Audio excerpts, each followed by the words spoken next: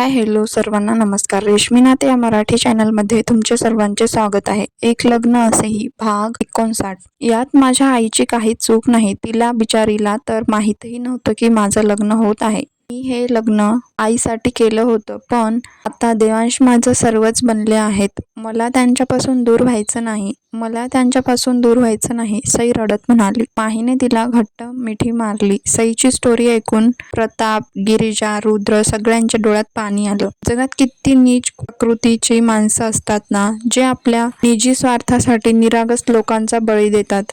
सईची family त्यातलीच एक होती. फक्त तिच्यामध्ये त्यांच्या घरच्यांचा अंश नाही म्हणून त्यांनी तिच्यावर असा इमोशनल अत्याचार करून स्वार्थ साधला होता. भयंकर आहे हे सगळं. प्रताप डोळ्यात पाणी आणून म्हणाले. माही तिला रूम मध्ये घेऊन जा, मी तिथे तुमच्यासाठी चहा नाश्ता पाठवते.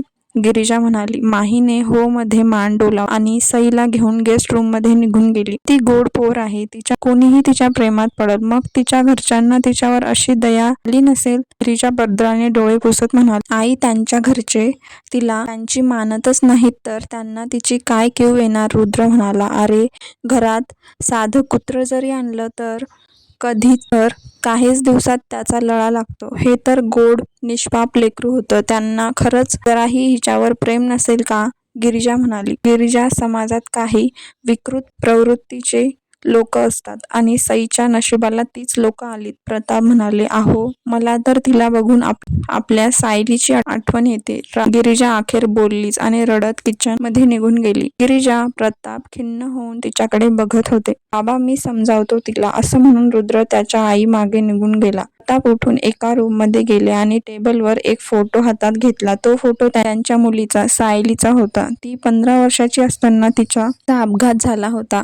एक दिवस ट्युशन करून घरी येत असताना रोड क्रॉस करताना तिचा अपघात झाला होता आणि त्यात सायलीच्या डोक्याला जबरदस्त मार लागून जागीच मृत्यू पावली होती. नुकतीच वयात आलेली मुलगी अशी अचानक सोडून गेल्याने सगळी पवार फॅमिली पार हादरून गेली होती. काही दिवसांनी ते सावरले, पण सायलीला मात्र विसरू शकली नाही. त्या सगळ्या वस्तू आजही गिरिजाने जपून ठेवल्या होत्या. आता फक्त तिच्या आठवणीच तर त्यांच्याकडे होत्या. गिरिजा बरोबर म्हणत होत्या. बाळा, सई अगदी तुझ्यासारखी आहे. तर नाक, तिचे डोळे, चेहऱ्याची ठेवण सुद्धा हुबेहूब तशीच, अगदी सेम. प्रताप तिच्या फोटोवर हात फिरवून म्हणाले. ते बराच वेळ त्या रूम मध्ये बसून तिच्या आठवणी आठवत होते. कशी आहे सई. गेस्ट रूम मधून बाहेर आलेल्या माहीला गिरिजाने काळजीने विचारलं. ती आता ठीक आहे आंटी, माही म्हणाली. काही खाल्लं का तिने. गिरिजा.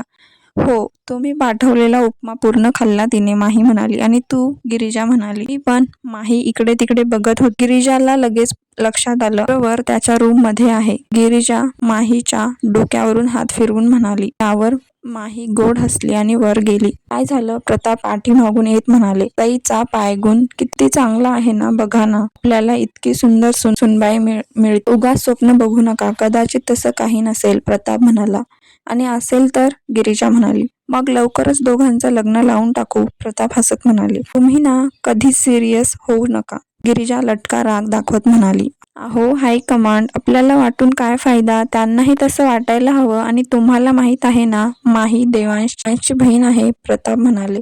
मग काय झालं. जर आपला रुद्र आणि माही एकमेकांना पसंत करत असतील तर मला खात्री आहे देवांश त्यांच्या प्रेमाचा आड येणार नाही. भलेही आता त्यांच्यात गैरसमज आहेत नक्कीच, तेही लवकरच दूर होतील. गिरिजा म्हणाली. तुम्ही जो विचार करताय तसंच होऊ दे. प्रताप म्हणाले. तसंच होणार बघा तुम्ही. गिरिजा म्हणाली. माही हळूच रुद्रच्या रूम मध्ये आली. रुद्र काहीतरी विचार करत खिडकीतून बाहेर बघत उभा होता. तिने त्याला पाठीमागून मिठी मारली. रुद्र गालात हसला आणि तिच्या हातांवर हात ठेवले. कसला विचार सुरू आहे. माही त्याच्या पाठीवर ओठ टेकून म्हणाली. तिचा. रुद्र म्हणाला. ठीक आहे, मी तिला घरी न्यायचं म्हणते. माही म्हणाली. अजिबात नाही. रुद्र केस तिच्याकडे वळून म्हणाला. रुद्र, घरी सगळे काळजी करत असतील. माही म्हणाली. कोण करणार तिची काळजी. देवांश तर नाही आणि त्याचा काही पत्ताही नाही. मग कोण. तुझी मॉम, तुझी आत्या की माई. रुद्र थोडा रागात म्हणाला. माहीच्या डोळ्यात चटकन पाणी आलं. रुद्रने कपाळावर बोटाने रब केलं. आय एम सॉरी, मला तिच्या हातावर ते लाल निशाण बघून अजिबात करमत नाहीये. रुद्र म्हणाला. माही शांत होती. मला माहीत आहे का, पण ज्या पद्धतीने तो आकाश तिच्याशी वागला आहे, मला त्याचा जीव घ्यावासा वाटत आहे. रुद्र रागाने चिरफडत म्हणाला. मी समजू शकते तुमची तळमळ रुद्र, पण माही म्हणाली. पण बिन काही नाही, देवांश येईपर्यंत ती माझ्याच जवळ राहील. रुद्र तिच्या डोळ्यात बघून म्हणाला. हे बघ माही, काल तिची जी हालत झाली होती ना, तेव्हा तू असायला हवी होतीस.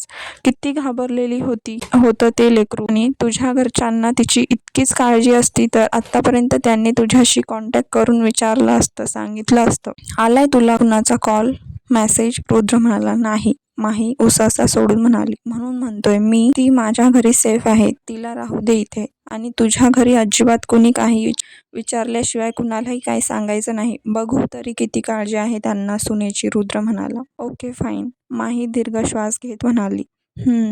And I am sorry. Rudra तिला मिठीत घेत म्हणाला. माही काहीच बोलली नाही. राग आला? रुद्र म्हणाला. माही म्हणाली. मग हे गाल टोमॅटो सारखे का झाले? रुद्र म्हणाला. तिने बारीक डोळे करून त्याच्याकडे पाहिलं, त्याच्याकडे बघितलं. हो रिअली आय एम सॉरी. मी जरा आवाज वाढवला? रुद्र तिच्या गालावर किस करत म्हणाला. यावेळी काही म्हणत नाहीये प्रोफेसर साहेब, कारण इथे प्रश्न वहिनीचा आहे. नंतर जर कधी असं ओरडलात ना तर ब्रेकअप करेन. माही सहज म्हणाली आणि रुद्रने तिच्या केसात हात घालून तिला लगेच अजून जवळ खेचत तिच्या ओठांवर ओठ टेकवले. डीप किस करून त्याने तिला सोडलं. ती आश्चर्याने डोळ्याची फडफड करत त्याच्याकडे बघत होती. डॉक्टर साहेब, यानंतर जर माझ्यापासून दूर जाण्याचा विचार जरी केला ना तर यापेक्षा हार्ड शिक्षा मिळेल. रुद्र तिच्या भोवती हाताचा विळखा घट्ट करून म्हणाला. तिने जोरजोरात श्वास घेत त्याच्या छातीवर डोकं ठेवलं. रुद्र तिच्या पाठीवरून हात फिरवत होता.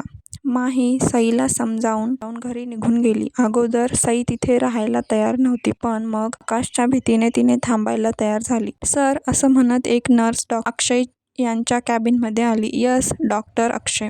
सर, सकाळी कॅबिन साफ करताना हे लॉकेट सापडलं. सोन्याचं दिसतंय. नर्स ते लॉकेट त्यांच्या समोर ठेवून म्हणाली. कुणाचं आहे? डॉक्टर अक्षय. माहीत नाही, कदाचित काल मिस्टर पवार ज्या मुलीला घेऊन आले होते, कदाचित असावं. नर्स म्हणाली. ठीक आहे, मी विचारतो त्यांना, अक्षय म्हणाला. नर्स निघून गेली आणि डॉक्टर अक्षय त्या लॉकेटला घेऊन निरखून बघत होते. त्यात एक बदाम टाईप पेंडॉल होतं. त्यांनी ते पेंडॉल उघडलं तर त्यात आईच्या आई-बाबांचा फोटो होता. डॉक्टर अक्षय त्या फोटोंना निरखून बघत होते. तितक्यातच मनीषा त्यांच्या कॅबिनमध्ये आली. काय झालं? काय बघतोयस? डॉक्टर मनीषा. लॉकेट. डॉक्टर अक्षय म्हणाले. कुणाचं आहे? मनीषा म्हणाली. माहीत नाही, नर्स म्हणते सईचं असेल. अक्षय म्हणाला. हो का, बघू? मनीषा म्हणाली. त्यांनी ते लॉकेट मनीषाला दिलं. यात तिचा फोटो नाही. मनीषा म्हणाली. कदाचित हे तिचे आई-बाबा असतील. अक्षय म्हणाला. मी विचारते.